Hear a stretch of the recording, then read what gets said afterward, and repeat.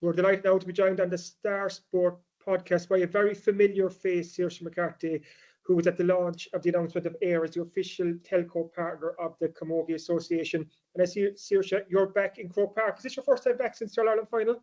Yeah. Well, actually, no. I was here last week. I went abseiling off the top. Wait, I went off the top scoreboard. So I was here last week, but it's my first time in the dressing room since then. Talk to me about abseiling off the scoreboard in Croke Park. How does that come about? So I work with Movember and the ahead of the game. So basically, it's like through the GPA, we go around to different clubs in Munster, now Leinster, or everywhere in the country really, but myself. And we give talks to kids about mental health and their parents as well. And it's just creating a mentally healthy and mentally fitter community, basically. But November we're running this, and they offered, someone pulled out of it, and they had a few spaces, so we kind of jumped at the opportunity to do it. So how does abseiling in Croke Park compare to scoring in Croke Park? It's a different view. We'll take the score though. Oh, good stuff. Like you said, like you're like back in the dressing rooms again. Like it's August. Like just time is flying since Cork beat Galway.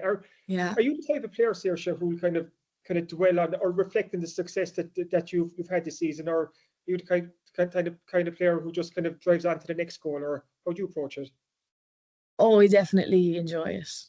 100%. Like you have to. What's the point if you're not going to enjoy it when it happens and when it comes around? Because you never know when it's going to happen again, And I think it's really important to enjoy it. I'm living up in Dublin now at the moment, so I'm back training. I'm with TUD at the moment, and I'm doing a master's up here. So flat out busy, and we were with Courcey's. We got to the quarter final this year, the club championship. So been really, really busy as well afterwards. So you don't really have too much time to dwell on it, but 100% you have to enjoy it. And I would look back on.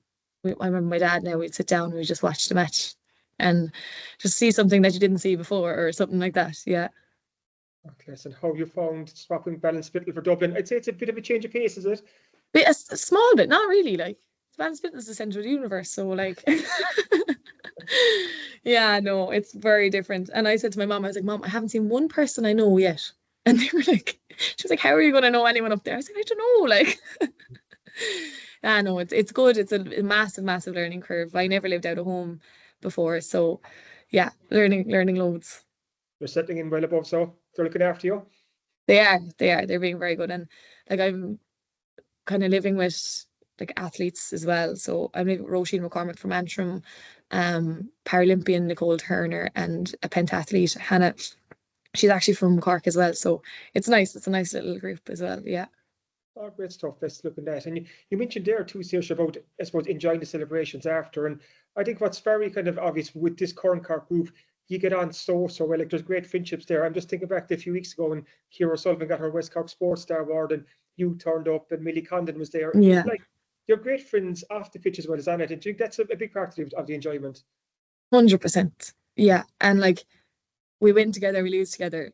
Like I always say this, that I've been playing since I was 18, and hopefully we'll play for many years to go. And you're spending so much time with these girls that you're eventually going to make friends. And like it's hard, it's not hard, but it's can be difficult to have friends outside of that bubble as well and make time for them regularly. So these are the people that you see literally every single day.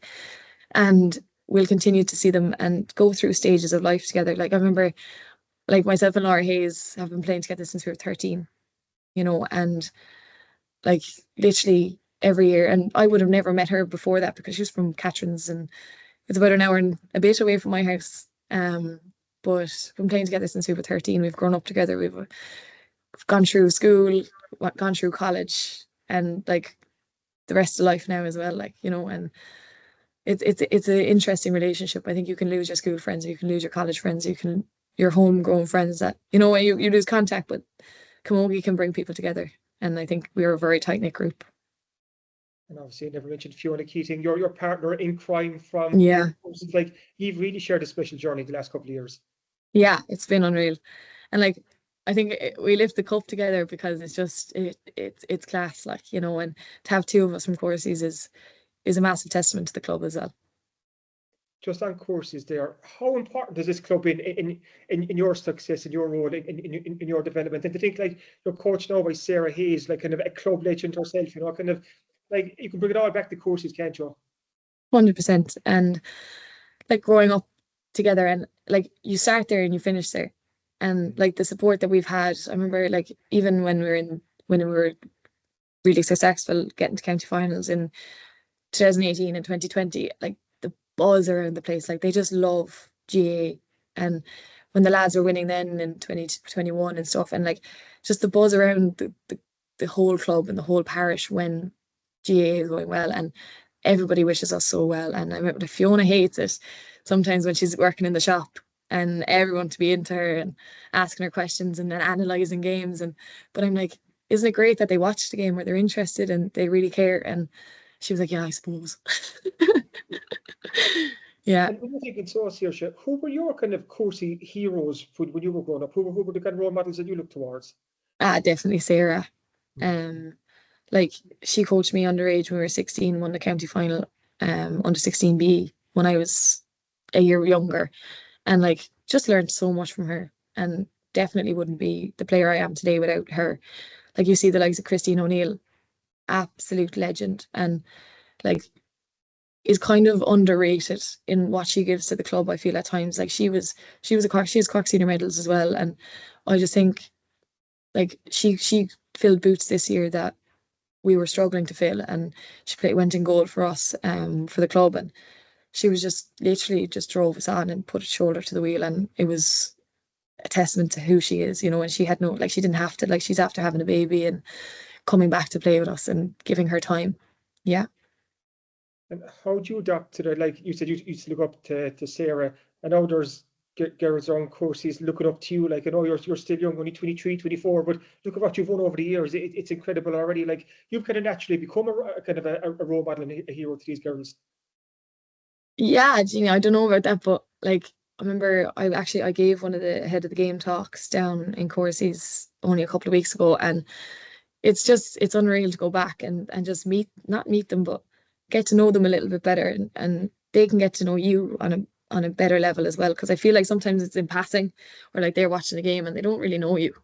Whereas I'd always go down and try and have a chat with the younger girls and see how they're getting on. And like I think the underage and Courseys might be struggling a little bit at the moment. I feel like I don't know whether it's a lack of belief or we probably just don't have the numbers to compete at the moment. And it's just about keeping it going, keeping girls playing, really. Like the amount of people that drop off is crazy. I think like I'm the only one left my age playing senior now.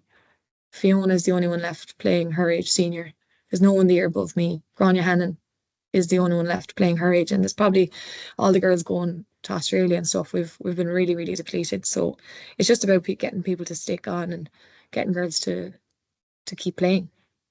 And that's where the kind of the success that yourself and Fiona have had over the last couple of years, that's probably really important too, you know, kind of for your teammates to kind of to get to play with, like you're a two-time All-Star now, you're nominated for Senior Player of the Year again. Fiona's been nominated for an All-Star before. Like you have All-Ireland medals in your back pockets. It's like that's good for the clubs here, isn't it? You know, just it keeps the club in the headlines and into the forefront of our thinking.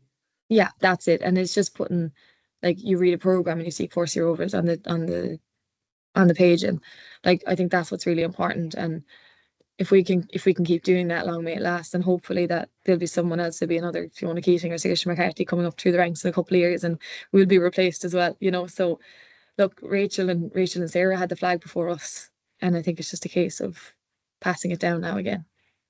You mentioned Rachel. I think Rachel Maloney, I think she's 3 All-Stars before 2, is it? Yeah. So what did that mean to us? You could become Courcey's most successful Camogie player in a couple of weeks' time if you pick up a third All-Star. So you're going to go right to the top of the charts at home? No, you see, because you don't measure success on All-Stars, you measure them on All-Irelands, and they still trump me now a fair bit. So I have a bit to go.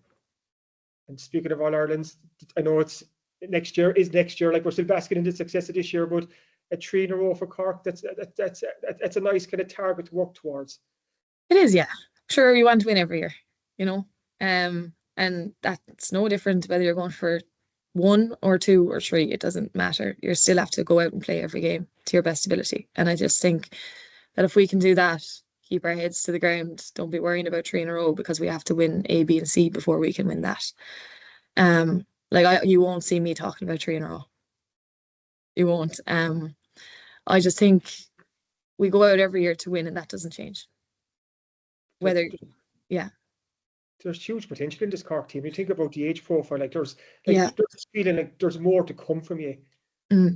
But every year is different. Like 2023 and 2024, while you can say it's the same group, we lost a good shot of players, a good shot of management. We had a big turnover between last year and this year. So every year is different and you never know what's going to happen. So it's just a case of next year is different again. And you start again from square one. And obviously you can build and you take your learnings with you, but you have to be able to let go of what's happened in the past. No matter whether you won or lost, that's done now. That's in the bag. That's put away. You can enjoy it now while we're here, but once we get back next year, it's a case of starting from square one.